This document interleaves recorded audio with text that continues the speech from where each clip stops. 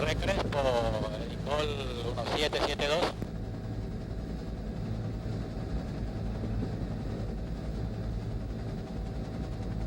Torre el 1772 saliendo de Boca Chica. Cruzaré sobre la ciudad, informaré para entrar al tráfico.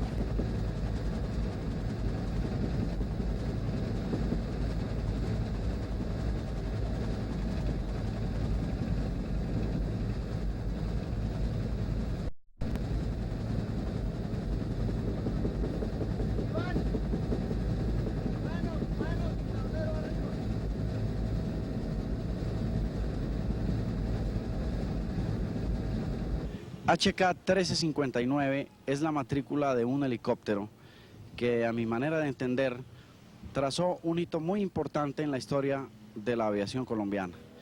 Pero esta historia fue escogida por nosotros para comenzar el programa porque está rodeada de un marco de valor increíble, de grandes agallas, dijera yo, de una capacidad tremenda, que es la de los pilotos colombianos, y en este caso, la de los pilotos de helicópteros.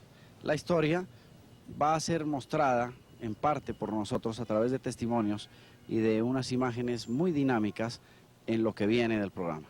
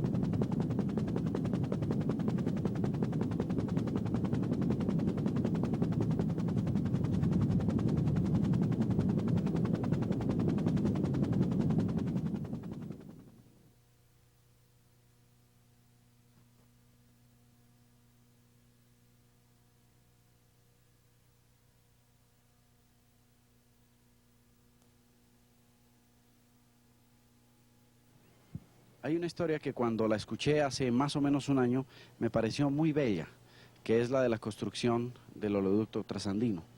Pero lo que más me llamó la atención es la parte humana que hay detrás de esta gigantesca, de esta inmensa obra de ingeniería, que es la capacidad, el corazón, las agallas de los pilotos colombianos, que logran comunicarle a uno a través de esto la confianza que hay que tener en nosotros mismos, la gran capacidad y una cosa que ellos saben en el interior, que no son inferiores a nadie en el mundo.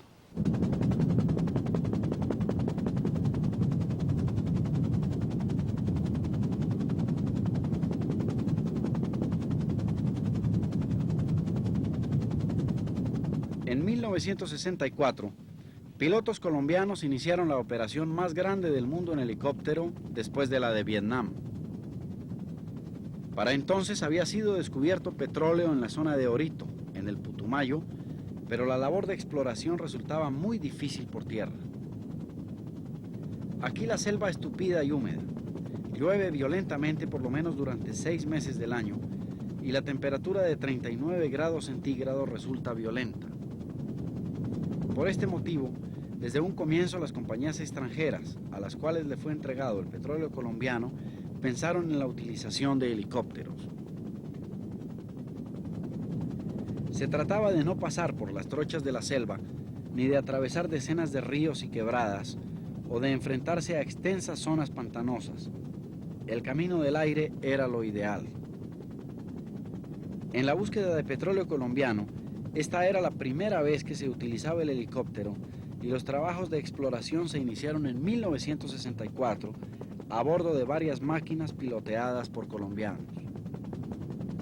A partir de entonces, la operación fue siendo cada vez más gigantesca hasta convertirse en algo sin precedentes en 4 de los 5 continentes.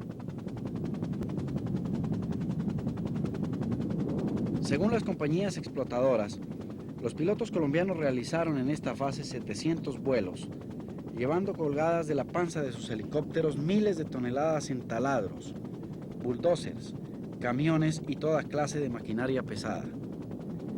Pero además fueron transportados hasta la zona de explotación accesorios, casas y viviendas, herramientas y personal. El número de vuelos en esta primera fase de los trabajos muestra que las dimensiones de la operación eran muy grandes. No obstante, quedaba al frente algo mayor, una segunda etapa que podría ser unas 5 o 6 veces más grande que la que ya habían cubierto los pilotos colombianos. Se trataba de la construcción de una tubería gigantesca que saliera de la selva, se trepara hasta lo más alto de los Andes y bajara a la costa del Pacífico, cerca de Tumaco, conduciendo el petróleo crudo que había sido hallado en el Putumayo. En ese momento, las compañías Texas y Gulf, dueñas del petróleo, prefirieron traer desde Estados Unidos pilotos que habían sido experimentados en el Vietnam. Los gringos no creían que los pilotos colombianos fueran capaces de elevarse sobre la selva, llevando bajo los helicópteros los tubos para el oleoducto. Por este motivo fue traído al país un equipo de hombres con máquinas nuevas y decenas de condecoraciones de batalla sobre sus camisas. No obstante, 5 días después de haber comenzado a ensayar el transporte de los tubos, aún no se habían podido elevar ni 1 metro arriba del piso de la selva. Ante el fracaso, pensaron que se podía tratar de excesos de peso y decidieron comenzar a quitarle a las máquinas puertas y otros accesorios aparentemente inútiles. Sin embargo, tampoco así los modernos helicópteros pudieron levantar los tubos. Una vez fracasaron los pilotos del Vietnam, con millares de horas de experiencia adquiridas en situaciones muy difíciles, los colombianos pidieron una oportunidad para intentar el transporte de los tubos, y luego de una sonrisa de burla, los gringos pensaron que nada se podía perder en ese momento. Los pilotos colombianos utilizaron entonces el HK-1359. Engancharon a él un tubo tras haber hecho modificaciones en la operación intentada anteriormente y sin elevarse en forma vertical, levantaron con aparente facilidad no solo uno, sino varios tubos. Horas más tarde, los excombatientes volvieron a su país y los trabajos quedaron en manos de los colombianos.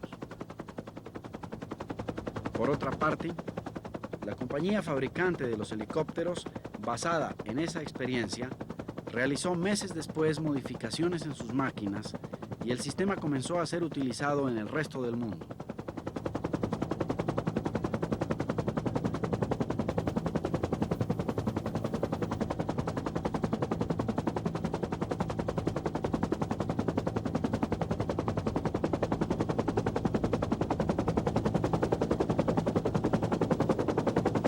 La tubería conocida como el oleoducto trasandino es la más complicada del mundo. Se inicia en Orito a una altura de 370 metros, sube por las montañas hasta los 3.900 metros y baja luego hasta la orilla del mar. Para la realización de esta etapa, fueron necesarios 25.000 vuelos individuales, pues además de la tubería, fue necesario construir a lo largo de la selva 4 superbombas para poder llevar el petróleo hasta las cumbres. En puntos claves del recorrido fueron montados 5 controles de presión.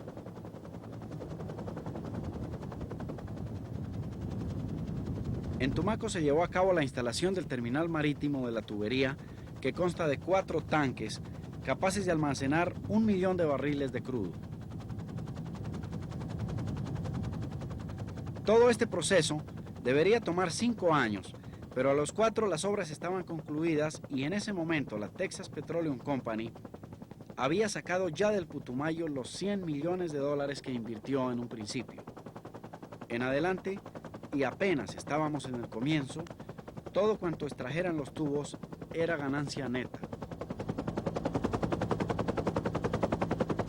Al terminar, habían participado en la construcción del oleoducto de 300 kilómetros de largo 38 pilotos colombianos que inmediatamente fueron contratados para trabajar en obras similares en Ecuador, Perú y el Brasil.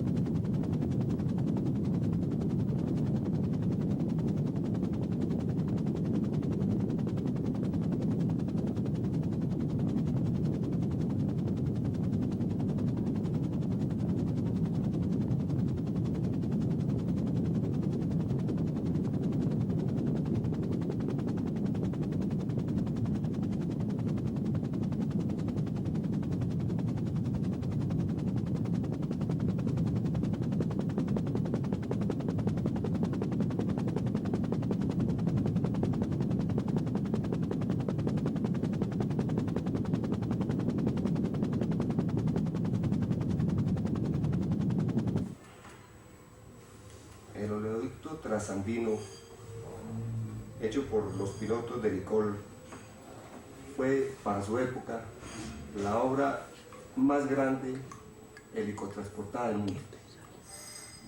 Los pilotos del Vietnam, inclusive, que trabajaron al lado de los pilotos colombianos, no pudieron desarrollarse ni perfeccionarse dentro del trabajo que estaban llevando a cabo los pilotos colombianos. Repito, fue la obra comercial más grande para esa época.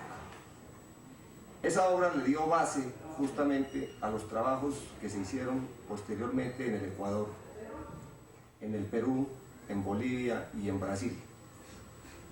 Sin embargo, los recuerdos no son todos gratos, los recuerdos también son dolorosos, los recuerdos son difíciles.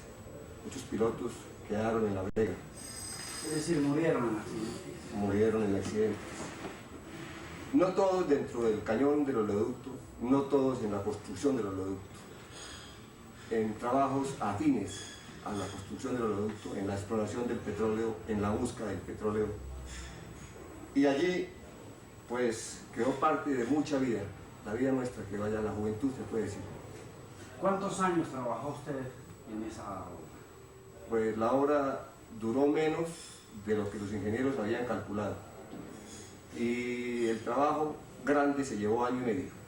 ¿Qué pasó cuando los constructores se dieron cuenta que los pilotos colombianos sí podían hacer un trabajo que pilotos traídos de Estados Unidos no habían logrado? La compañía norteamericana de helicópteros fue retirada y quedaron solamente 9 colombianos. La compañía norteamericana se retiró efectivamente. La sorpresa fue grande, no solo de los constructores del oleoducto, sino en el ámbito mundial de la aviación. Los pilotos colombianos venían preparados porque los trabajos que han desarrollado en el país, el mismo país, la misma topografía, los ha hecho unos verdaderos expertos en montaña, por ejemplo. Usted sabe que en Estados Unidos no se puede catalogar la topografía como la nuestra. Hay parte de Estados Unidos que es una mesa de billar. Los pilotos vuelan a Estados Unidos con muchísimas radioayudas, con todas las facilidades posibles. Aquí el piloto tiene que defenderse contra el terreno, contra el factor meteorológico, contra muchísimas dificultades que más en esa época no encontraban un eco, como hoy en día. La aviación va todos los días progresando, va saliéndose a campo abierto. Luego del éxito de los pilotos colombianos en Orito, los sistemas inventados por ustedes en ese momento se han impuesto en el resto del mundo. Se han impuesto. Edicol, la empresa que hizo el Oleodicto, ha tenido inclusive la satisfacción de llevar ante la fábrica innovaciones, reformas que se han hecho los equipos a las máquinas, basadas en la experiencia que se ha adquirido con el trabajo. Es decir, resumiendo, la experiencia de los pilotos colombianos ha obligado a la misma fábrica de helicópteros a reformar lo que hacen ellos. Eso es correcto. Capitán, antes de la construcción del oleoducto de Trasandino en Colombia, ¿se ha efectuado alguna operación de esta magnitud en algún lugar del mundo? No, hermano. Que yo sepa, en ninguna parte del mundo se efectuó una operación de esa magnitud. No solamente por la longitud del oleoducto, sino por la altura a la que se tuvo que operar en el helicóptero, llevando tubos, partes de bulldozer, campamentos, personal. Bueno, aunque ya se había dicho en este programa las diferencias de niveles o la altura que fueron trepados los tubos, digámoslo así, quisiéramos recordar un poco de qué alturas a qué alturas fueron llevados los tubos. Mira, como te comentaba, el oleoducto parte de Orito, que está a 1000 pies de altura sobre el nivel del mar. La parte más alta de los tubos asciende a 14.000 pies y de ahí vuelve a descender por la cordillera hasta el nivel del mar para desembocar en Tumaco. Hasta ese momento, ¿era normal o anormal llevar tubos de la magnitud que llevaban ustedes en los helicópteros? No, era normal. Y te cuento que inicialmente esa operación la iban a hacer unos gringos, pilotos de helicópteros gringos, venidos de Vietnam, y no se les midieron.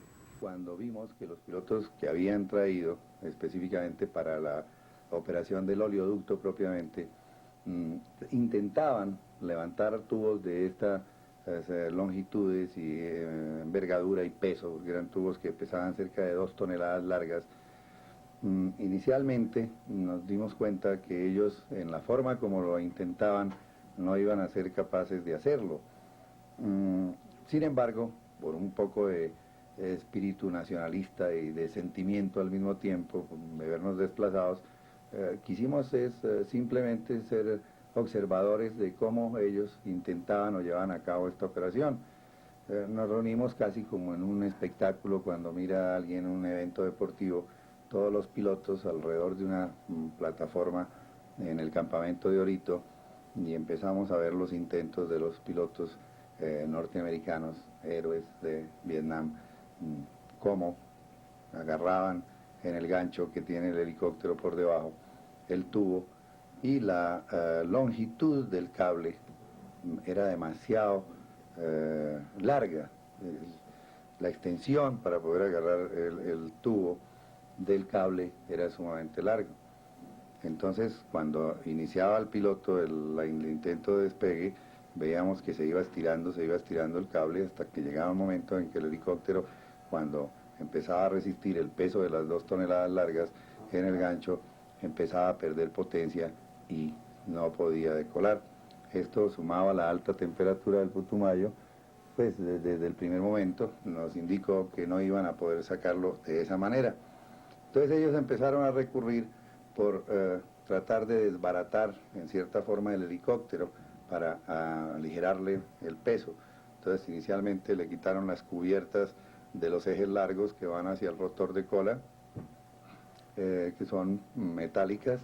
Posteriormente le quitaron las cubiertas de la caja de 90 donde viene el rotor de cola, tampoco pudieron. Posteriormente le quitaron las puertas laterales al helicóptero, tampoco pudieron. En fin, y fueron despojando al helicóptero de una serie de elementos que aparentemente les impedía por peso hacer esta maniobra. Pues nosotros veíamos con un poco de curiosidad todas estas cosas, porque estábamos volando esos helicópteros de la misma fábrica y de la misma potencia, sin haberle quitado nunca nada. Como a los 5 o 6 días de estar haciendo todos estos intentos, el jefe de pilotos de los americanos que había venido, que en este momento se me escapa el nombre, era un americano alto, bastante fornido, que usaba un sombrerito de esos de fatiga, con todas las condecoraciones que se habían ganado en la guerra prendidas, no pudo, desistió.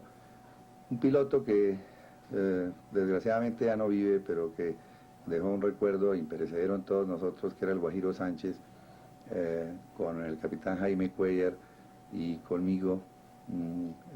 Preguntamos si había alguna posibilidad de que nosotros hiciéramos un intento, y viendo que ya no tenían otra alternativa porque se puede decir, a terminar la posibilidad de entrar al oleoducto con helicóptero, aceptaron. Y lo primero que dijimos es cortar por la mitad el cable y reducirlo a un mínimo. Entonces, sin quitarle una sola lata, ni despojarnos absolutamente de ningún aditamento del helicóptero, cogimos el cable de la manera como lo habíamos proyectado desde el principio y salimos y empezamos a llevar los primeros tubos del oleoducto trasandino, y a los 3 o 4 días de eso, pues la compañía que había sido contratada para hacer el trabajo tuvo que salir del Putumayo.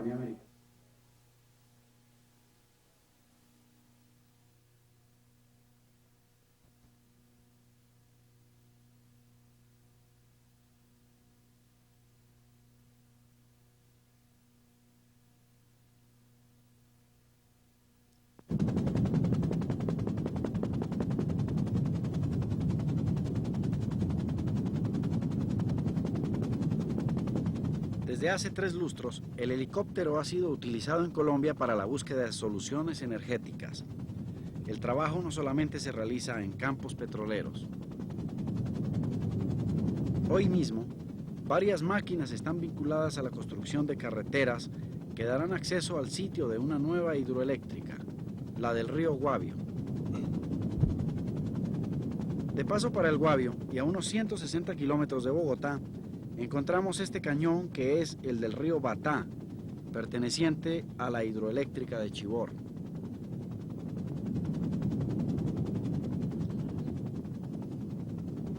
De este punto, el país está obteniendo casi medio millón de kilovatios y ya se ha emprendido una segunda etapa que aumentará la producción.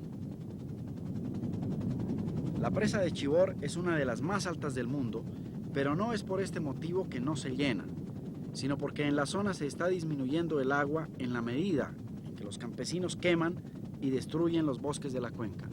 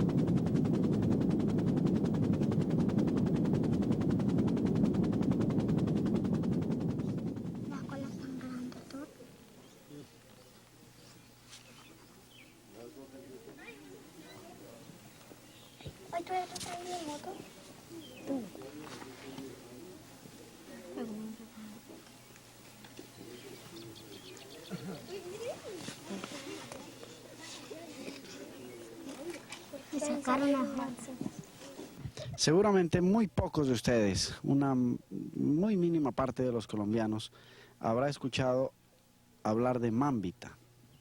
Nosotros encontramos este pequeño pueblo de unos 200 habitantes, camino de la zona donde se construirá la nueva gran hidroeléctrica.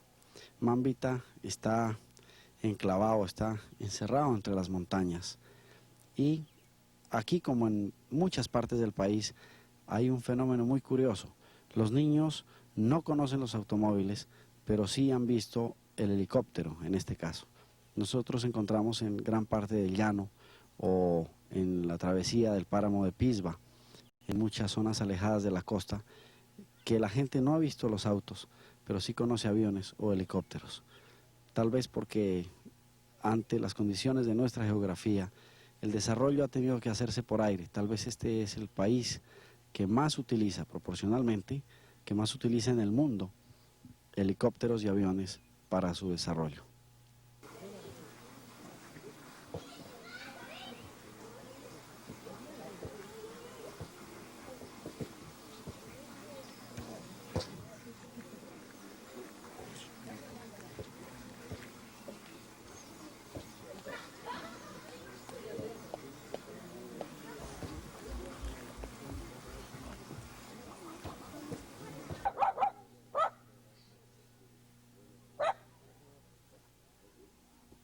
La llegada a Mambita coincidió con la salida a recreo de los niños de la escuela.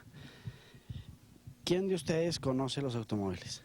Ninguno. ¿Ah? Ninguno. ¿Usted ha visto alguna vez un carro? No. ¿Usted? No. Yo tampoco. No. La luz eléctrica, No, señor. ¿los bombillos no los conocen? No, señor. ¿Y por qué contestan en coro todos? ¿Cuántos muchachos hay en la escuela? 20. ¿Ah? 20. ¿Entre niñas y niños? ¿Cuántos niños hay? Quinto. De cuarto y quinto hay 21. ¿Y ustedes qué hacen aquí fuera de estudiar? Jugar. ¿A qué juegan? ¿Usted qué juega? Vázquez. ¿Y qué más juega? Fútbol. Bueno, ¿y helicópteros sí conocen? Este. ¿Y no conocen más que este? ¿Y otros chiquitos? Otros chiquitos. ¿Pequeños? ¿Han venido varios aquí? Sí, señor. Sí. ¿Cuántos helicópteros ha visto usted? Como 3. ¿Ah? 3 con este.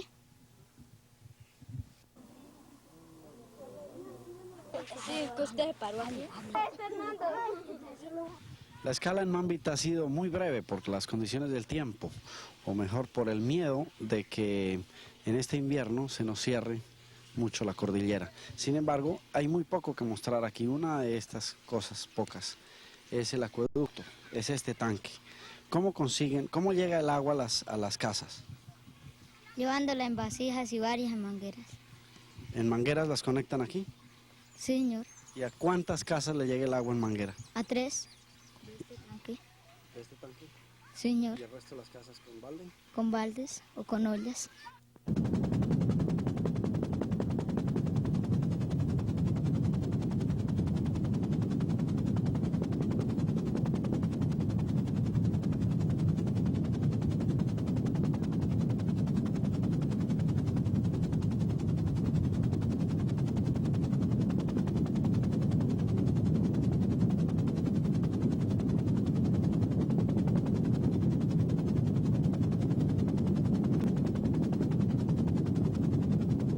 En este punto han comenzado los trabajos para la gran hidroeléctrica del Guavio, cuyo cañón volaremos dentro de unos minutos. El primer paso han sido las carreteras de acceso a la zona. Posteriormente se comenzarán a construir la presa y el resto de las obras que han de generar 1.000.000 de kilovatios de fuerza.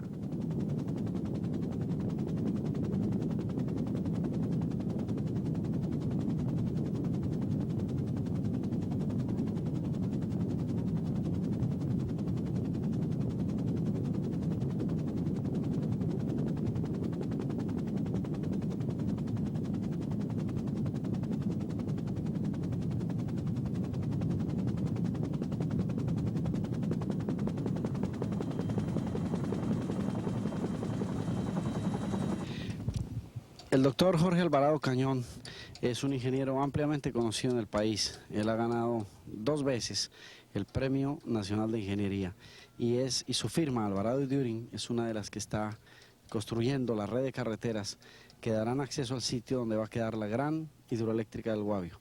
Doctor, ¿para cuándo se prevé que deben terminar ustedes las carreteras de manera que se pueda iniciar la construcción de la hidroeléctrica? Para dentro de año y medio deben estar listas las 3 carreteras o los 3 frentes de carretera que se están iniciando. Uno de Santa María, desde Santa María hasta este sitio, y otro desde Ubalá a empatar también con esta misma vía. Esta va a ser una de las hidroeléctricas más grandes o la más grande cuya construcción se ha emprendido ahora en Colombia. La más grande hasta el momento era la hidroeléctrica de Chivor con 1 millón de kilovatios. Actualmente se está construyendo y se va a terminar en 1982 la hidroeléctrica de San Carlos 1, San Carlos 2 y Jaguas, que va a tener la misma capacidad de la hidroeléctrica del Guavio, para el cual se están construyendo estas vías, y serán de 1,5 millones de kilovatios cada una. ¿Esto va a solucionar el problema de energía para el país más o menos hasta qué año, doctor? Nosotros no tenemos en el momento problemas de energía eléctrica. Los problemas se han venido previendo con alguna antelación y estas hidroeléctricas lo que van es a satisfacer las necesidades futuras. Actualmente hay un potencial instalado de 4 millones de kilovatios y las que se van a instalar de aquí al año de 1982 van a ser un potencial de 3 millones de kilovatios más, 3,5 millones de kilovatios. Y de 1982 a 1988 ya han previsto también otras hidroeléctricas, otras 6 hidroeléctricas que darán capacidad para otros 3,5 kilovatios. Bueno, a nosotros nos ha llamado la atención encontrar maquinaria pesada, bulldozers y demás en estos riscos. Desde luego han sido traídos con helicóptero, pero ¿cómo ha sido esa operación para traer toda esta maquinaria aquí? Esta maquinaria se trajo pensando primero en las capacidades de los helicópteros más grandes que hay en el país. Esos son de una capacidad de 1,5 toneladas. De manera que las maquinarias hubo que seleccionarlas de manera tal que la pieza indivisible, la más pesada, no fuera a ser mayor de 1,5 toneladas, que corresponde aproximadamente a un D6. ¿D6 es un bulldozer? Un D6 es un bulldozer Caterpillar, que es muy conocido por el público. ¿Cuánto pesa el bulldozer más grande que hay trabajando aquí, que fue traído en helicóptero? El peso aproximado es de 12 toneladas. ¿Y cómo hicieron la operación? ¿Hasta dónde llevaron los bulldozers? ¿Dónde los desarmaron? ¿Y dónde los recogió el helicóptero para traerlos aquí? Los bulldozers fueron desarmados en talleres, en nuestros talleres de las 2 firmas que están haciendo la obra en consorcio, en los respectivos talleres de cada una. ¿En Bogotá? En Bogotá, y llevados en transporte comercial hasta Santa María. En Santa María hicimos un campamento, hicimos también un sitio apropiado para transportar ese equipo, un patio de maniobras y una bodega donde guardábamos todas las piezas delicadas. ¿Cuánto gasta un helicóptero trayendo esa pieza más grande indivisible de Santa María aquí al campamento? 7 minutos y medio. El ciclo lo hizo el helicóptero en 15 minutos. De manera que en la hora hacía 4 viajes. ¿Y en cuántos días armaban ustedes, en qué tiempo arman aquí un bulldozer? Los bulldozers los armamos en 15 días. ¿Y estas volquetas también fueron desarmadas para traerlas aquí y armadas aquí? Sí, señor. Se desarmaron y partieron en 6 piezas diferentes. Quitando las llantas, quitando el platón, la cabina, el chasis, hasta completar con los grupos de piezas algo aproximado a 1,5 toneladas. ¿Y cuánto tiempo duraron nuevamente armando esas volquetas aquí en el campamento? 8 días. En 8 días las armamos con una brigada grande de mecánicos que trajimos también en helicóptero.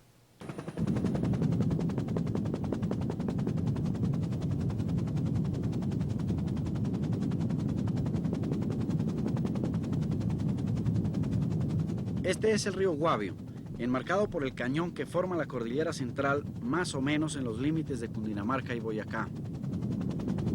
La presa para contener las aguas y las laderas de los Andes formarán un inmenso lago al final de este recorrido.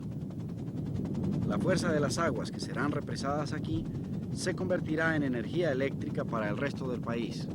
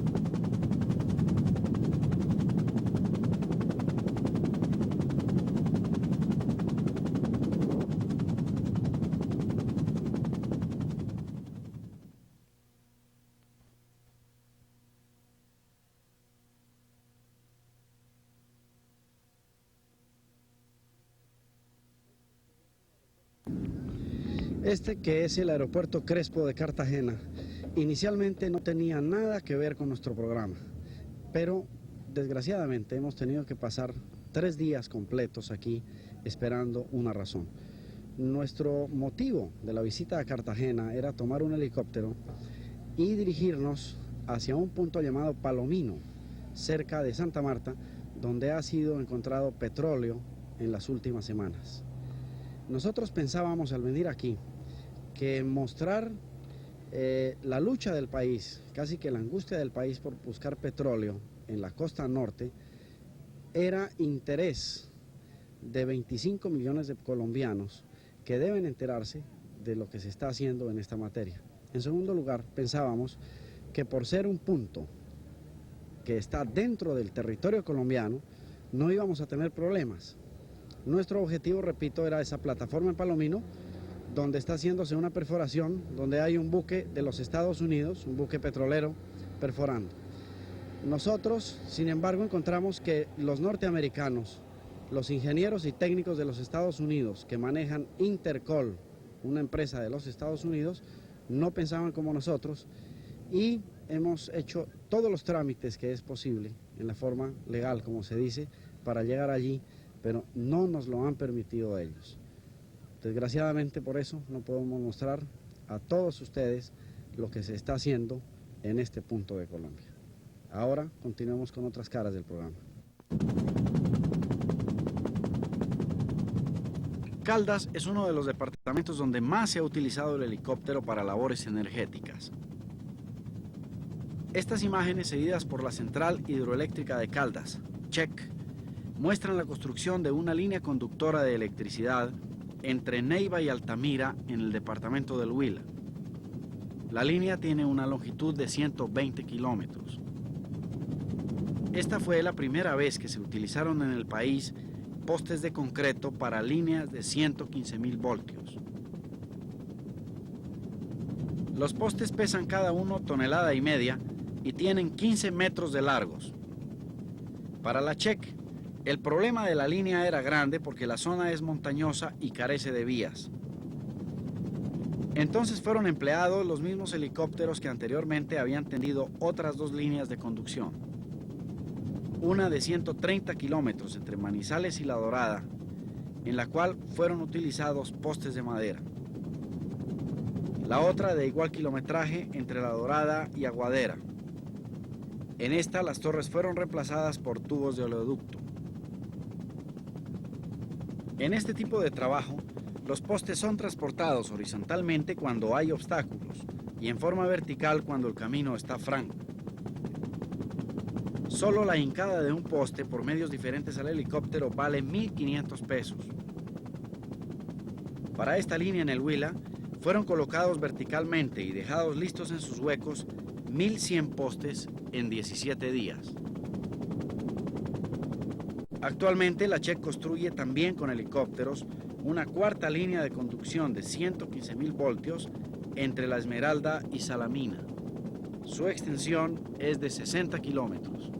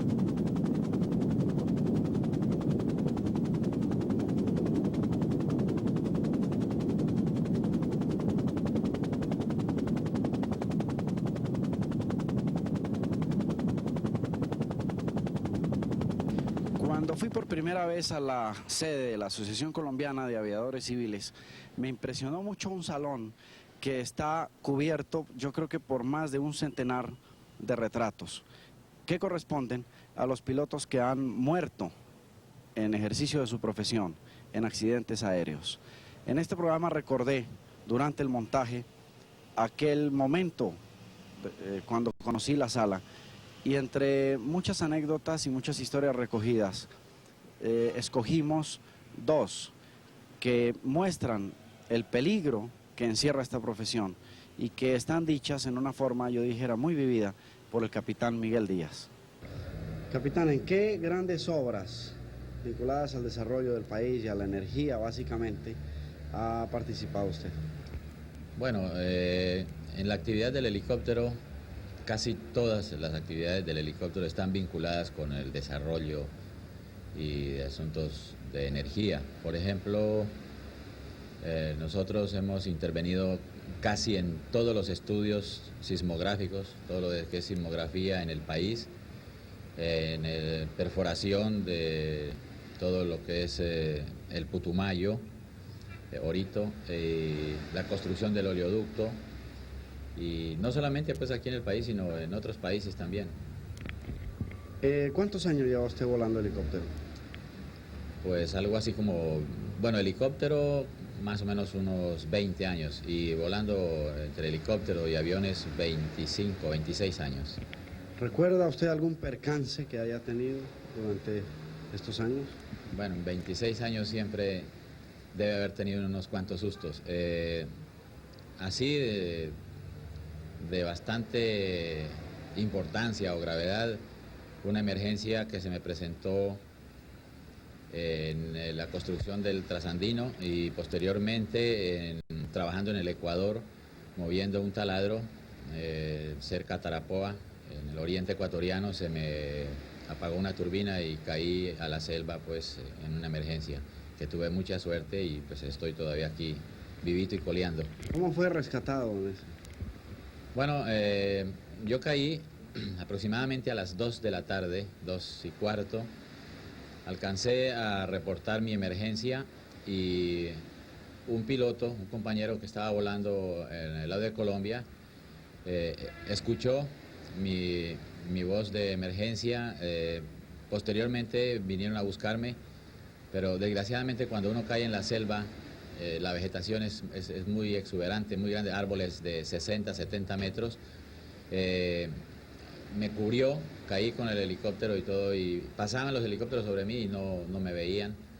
Y hasta que por fin logré, con una de las bengalas que lleva el equipo de emergencia, que ellos vieron un helicóptero que me estaba buscando, vio el humo que salía dentro de los árboles y me localizaron. Sí. Ese día ya era como las 5:30 o 6 de la tarde, no me pudieron sacar.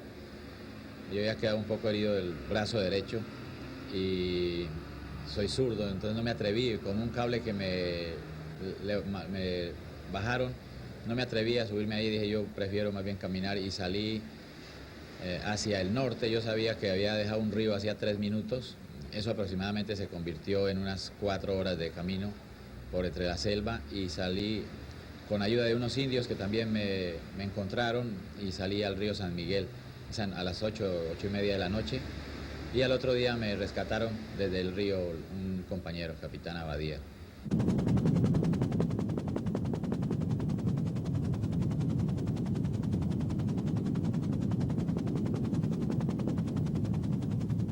Colombia está utilizando los helicópteros en la más variada gama de trabajos.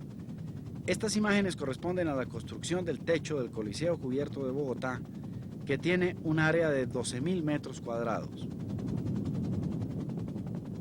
La sola estructura del edificio pesa 15.000 toneladas y el punto más alto está a 34 metros del suelo. En este trabajo, los ingenieros utilizaron el camino del aire ante la imposibilidad de conseguir en el interior del país una grúa de las dimensiones que precisaba el Coliseo. En ese momento, la única grúa que hubiese servido se encontraba en Barranquilla. Para traerla era necesario desarmarla, volverla a armar en Bogotá y construir además una carrilera especial para que pudiera trabajar. Los helicópteros costaban menos y necesitaban un tiempo menor. El ingeniero Jorge Alvarado Cañón, director técnico del trabajo, ganó con él el Premio Nacional de Ingeniería en 1974.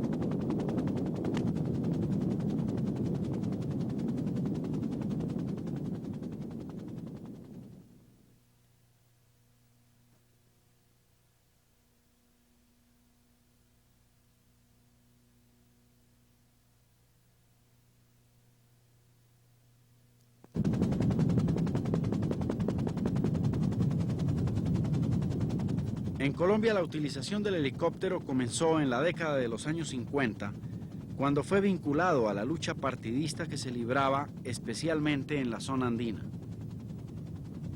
Actualmente, miles de horas de vuelo cada mes son realizadas en las zonas de guerra o zonas de orden público en todo el territorio colombiano. En los campos, la fumigación de ciertos cultivos encuentra los rendimientos más óptimos con el helicóptero. Sin embargo, la utilización más importante se hace en el mar, en la selva y en las montañas, vinculado a la lucha contra la crisis energética. En este campo, el país está encontrando algunas soluciones gracias al esfuerzo de los pilotos más preparados del mundo, que en esta lucha aportan algo más que su valor y su capacidad, y es la propia vida.